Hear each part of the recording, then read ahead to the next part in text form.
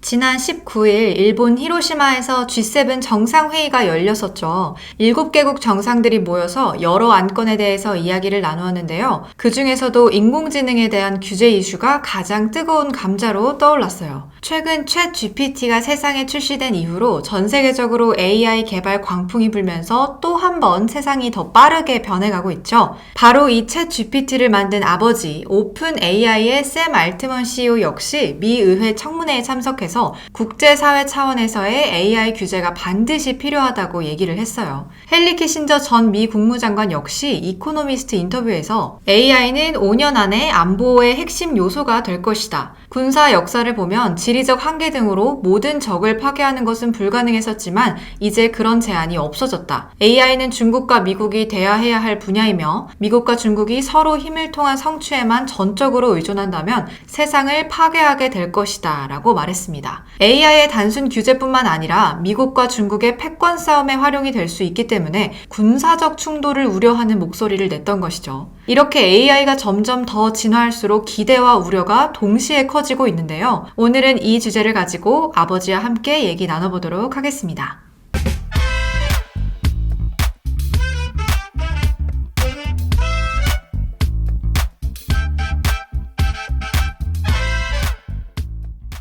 아버지, 오늘은 좀 어려운 주제라고 생각이 되는데요. AI가 계속해서 발전해 나가는 모습을 보면서 우선은 정말 경이롭다는 생각이 가장 먼저 들긴 해요. 그리고 과연 어디까지 학습을 할 수 있을 것인가에 대한 호기심도 들고 또 동시에 두려운 마음이 드는 것도 사실이거든요. 구체적으로 어떤 두려움? 아무래도 가장 1차적으로 떠오르는 건 AI가 인간을 대체해서 광범위한 실업이나 경제적인 불평등을 초래할 수도 있다. 이런 부분인 것 같고요. 또 AI는 엄청 똑똑하잖아요. 똑똑하다고 말하기도 조금 웃긴데 아무튼 슈퍼 인텔리전스니까 인간이 해내지 못하는 것들을 쉽게 풀어가고 또 그걸 또 해결할 수도 있다면 인간의 실존적인 위험에 대한 걱정도 당연히 있을 것 같고요.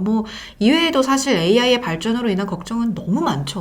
이수야, 아빠가 오래전에 말해줬던 것 같은데 AI가 산업혁명에 준하는 변화를 가져올 것이다. 이렇게 말한 거 기억나? 그랬던 것 같아.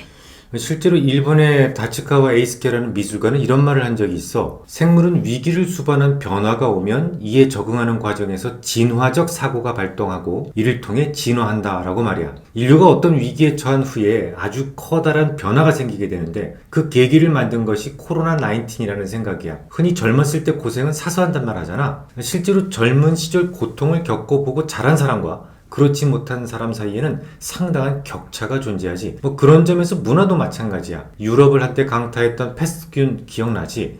당시 정말 많은 유럽인들이 감염되고 죽었는데 죽음의 고통에 적응하는 과정에서 창조성이 폭발하면서 문예의 부흥, 즉 르네상스의 시대를 열 수 있었던 거야. 또 전 세계에서 수천만 명의 목숨을 앗아간 스페인 독감 역시 발생 다음해인 1919년 전설적인 창조성 학교 바우하우스가 탄생했는데 이후로 예술 분야는 물론이고 심지어 건축 양식에서도 큰 변화가 생기게 되는 시발점이 되었거든. 그렇게까지 생각은 해본 적이 없었던 것 같아요. 근데 2019년을 보면 2019년에도 코로나19가 터졌고 정말 많은 사람이 죽었잖아요. 그리고 또 생각을 해보면 전 세계적으로 엄청난 변화가 있었다 정도? 그 정도로만 느끼고 있었거든요. 구체적으로 어떤 변화들이 있었지? 바이러스 위기였으니까 공중보건인식 변화는 당연하고 또 경제적으로는 금융, 부동산 등등 그 여파가 아직까지도 크게 영향을 끼치고 있죠. 또 교육적으로 봤을 때는 혁신도 일어났어요. 원격 학습이라는 게 생기면서 온라인 학습과 관련한 플랫폼들이 정말 많이 생겨났고 그 이외에도 긍정적으로나 부정적으로나 장기적인 영향은 여전히 지속이 되고 있죠. 그래 맞아. 이수가 말해준 부분도 맞지만 부인할 수 없는 팩트는 인류가 코로나19으로 인해서 엄청난 사상자가 발생했었다는 점이지. 위기를 수반한 변화가 오면 이에 적응하는 과정에서 진화적 사고가 발동하고 이를 통해 진화한다. 이 부분을 다시 말씀하시려고 하는 거죠? 빙고. 인류는 지금까지 늘 위기 속에서 진화했었으니까 아빠는 그 새로운 창조성 폭발의 단서로서 생성형 AI를 꼽고 있어. 생성형 AI를 통한 창조성 폭발이라면 뭐 어떤 식으로 전개가 될까요? 생각해봐, 이수야. 예전에 산업혁명은 증기기관이 시발점이 되었었잖아. 여러 사람이 해야 될 일을 기계가 단축시켜주면서 산업의 일대 혁명이 오게 된 거였지. 그렇게 생각하면 AI도 비슷한 방식으로 인간 대신 일을 처리해주고 있긴 하네요. 맞아. 요즘 생성형 AI가 딱 그렇지. 심지어 게임을 만드는 것도 수많은 사람들이 매달려야만 했던 것을 그냥 뭐 이러저러한 취지의 게임을 만들어줘 라고 하면 뚝딱 만들어주거든. 이 고임금의 개발자들을 고용해서 오랜 시간을 거쳐 만들어지는 게임이 그냥 자연어로도 제약이 가능해지는 그런 세상이라는 말이잖아. 예를 들어 테트리스 같은 뭐 쉬운 게임은 그냥 초등학생이라도 직접 만들어 즐길 수 있는 시대가 되어버린 거야. 근데 물론 그런 게임을 만들어서 내보내는 회사의 입장에서는 좋겠지만 아까 초반에 말했던 것처럼 고임금 개발자들의 입장에서는 일자리를 뺏기는 거잖아요. 그래서 좋기만 한 시대라고는 볼 수가 없지 않을까요? 뭐 그런 걱정은 산업혁명이나 자동차의 발명 때도 똑같이 있었어. 당시 직물 공장에서 일하던 노동자들을 기계가 모두 해고시킬 것이다. 뭐 그런 걱정들이었지. 이후에 자동차가 발명되었을 때도 마찬가지였어. 자동차가 결국 마차와 관련된 모든 일자리를 빼앗을 것이다 라는 식의 걱정은 늘 있어 왔다고. 물론 뭐 일부 구조적 실업자들이 생긴 건 사실이겠지. 마부를 비롯해서 말을 케어하는 직종들이 대부분 뭐 사라졌으니까. 하지만 자동차를 만들기 위해서 볼트 공장도 새로 생겨야 됐고 타이어 공장도 생겨야 됐어. 그 이전의 세상보다 훨씬 더 많은 새로운 직업이 생겼기 때문에 전체 고용시장은 오히려 더 좋아졌었거든. 이 직업을 잃게 될 것이다라는 불안이나 뭐 불만보다는 이미 시작된 커다란 변화를 인정하고 수용하는 자세가 좀 더 필요하지 않을까? 사실 저도 뭐 그런 변화의 파도에 휩쓸리는 것보다는 올라타야 한다는 입장이라서 일자리에 관련된 거 뭐 그렇게 크게 걱정은 되지 않아요. 근데 그것보다는 아까 헨리 키신저가 말한 것처럼 무기로 쓰일 수 있다는 게 가장 큰 걱정이거든요. 터미네이터의 스카이넷이라고 이게 가장 많이 언급이 되고 또 최근에 어벤져스에서 울트론이라고 이게 아이언맨이 개발한 인공지능인데 세상에서 일어나고 있는 많은 일들을 막 혼자서 학습을 해요. 그러다가 이제 인류를 제거하는 게 답이다. 뭐 이런 결론을 내려서 인간을 공격을 하거든요. 그런 똑똑한 AI가 인간을 공격을 할 수도 있는 거고 또 애초에 그런 용도로 개발이 될 수도 있잖아요. 더 이상 영화에서만 일어나는 일은 아니야. 실제로 얼마 전 AI가 핵무기 통제권을 손에 넣을 수 있다면 그것을 이용해서 인류를 멸망시키고 싶다. 이런 답변을 한 적도 있어. 그래서 그 부분은 좀 경계하자는 거야.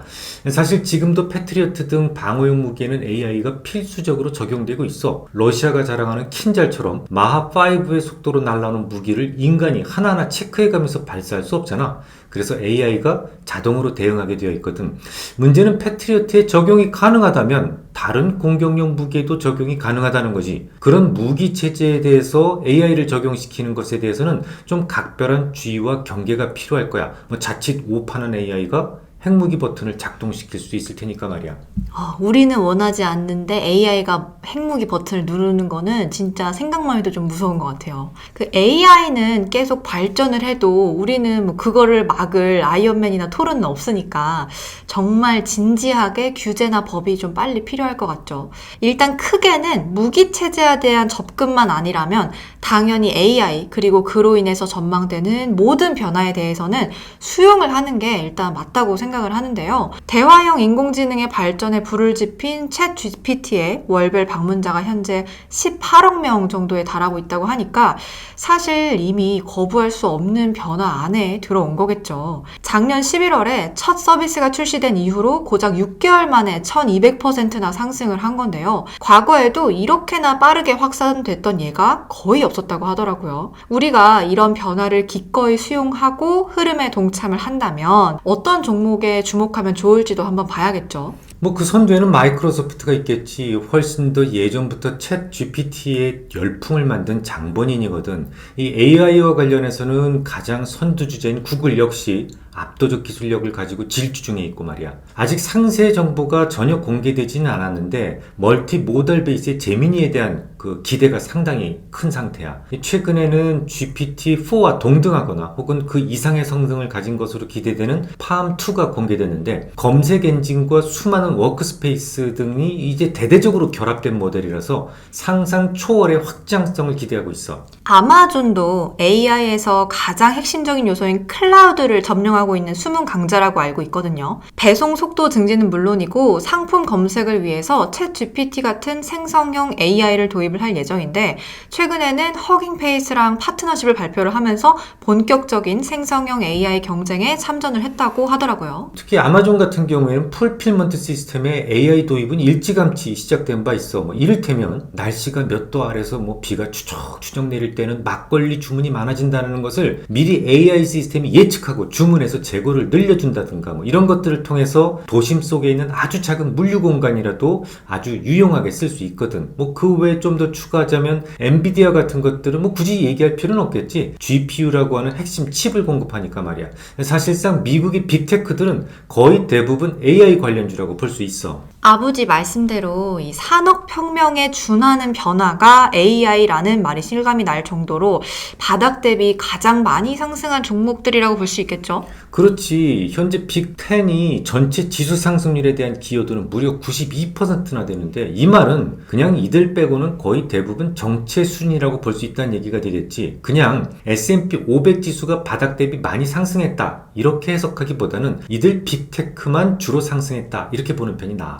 하긴 요즘 시장에 상승할 만한 재료가 거의 없잖아요. 저번에도 악재를 쭉 널어놓으면 거실이 한가득 찰 정도라고 말도 했었는데 실제로 블룸버그 이코노미스트 서베이를 보면 향후 1년 이내 미국과 유로존 경기가 침체에 빠질 확률은 작년 8월부터 50%를 줄곧 상회 중이니까 어쨌든 가벼운 침체냐 아니면 무거운 침체냐 이 정도의 차이만 있을 뿐이고 침체 자체의 가능성은 굉장히 높은 수준이라는 말이 되겠죠. 그런 침체에 대한 두려움 속에서도 상승을 주도하고 있는 극소수 종목들 때문에 주가가 오른 거고 그들의 공통점은 AI를 주력으로 장착하기 시작했다는 점이겠네요. 맞아.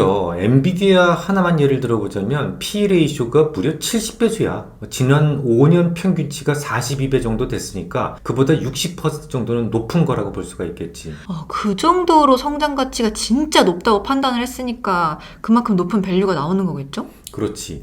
그리고 중요한 건 이런 빅테크들의 독주 때문에 미국 증시의 밸류가 높다는 말이 나오는 거야. 지금 미국의 PER은 지난 주말 기준 18배수 정도 되거든. 시총의 27%를 차지하고 있는 상위 10개 종목의 PER이 평균 27배수야. 이를 제외한다면 나머지 기업들은 사실 16배수에도 채 못 미치는 그런 모습이거든. 경기 침체에 대한 우려감이 있음에도 불구하고 18배수나 된다라는 그런 밸류 때문에 투기적 매도 포지션을 역사적으로 최고 수준까지 유인하는 모습을 보이긴 했지만 결국 시총 10위권을 제외한다면 10년 평균 PER보다 아래 머물러 있다는 얘기지. 그 말은 뭐야? 미국의 증시가 전혀 고평가되지 않았다. 이렇게 해석할 수 있는 거야. 그러면 우리나라 하이닉스나 삼성전자 같은 경우에는 어떨까요? 우리나라는 2차전지가 좀 고개를 숙이고 나서 자동차가 한동안 갔었지. 대장주로서. 지난주부터는 매우 뚜렷하게 반도체가 주도주로 나서고 있는데 생성형 AI가 존재하기 위해서는 강력한 서버가 필요하고 이를 위해서는 HBM이라는 반도체가 필요하다는 말은 이미 아빠가 말한 적이 있었지. 맞아요. 저번에 아버지께서 챗 GPT를 비롯한 여러 AI 학습에서 엔비디아의 DGX A100 시스템이 사용된다는 말씀 드렸었는데요. 이 서버에는 2개의 CPU, 8개의 GPU, 그리고 48개의 HBM이 장착이 되어 있는데 이 HBM을 이 세상에서 가장 잘 만드는 나라가 어디라고요? 한국이죠. 네, 바로 한국인데요. 저는 지금 개별주는 삼전이랑 하이닉스 정도 있는데 불행 중 다행인 소식인 것 같아요. 아무튼 오늘은 AI와 관련해서 단점과 장점 그리고 AI라는 큰 파도에 올라탄다면 어떤 종목들을 주목하면 좋을지까지 함께 얘기 나눠봤는데요. 점점 더 발전되어 가고 있는 AI가 인간의 삶을 더욱 편리하고 또 풍요롭게 만들어줄 건 분명하죠. 하지만 이에 따르는 부작용 역시 AI를 만들어낸 인간이 해결해야 할 가장 큰 숙제라고 생각을 합니다. 그럼 오늘도 유익한 시간 되셨길 바라고요. 다음 시간에도 유익한 이야기 나누고 싶으시다면 좋아요, 구독, 댓글, 알람까지 아시죠? 그럼 안녕.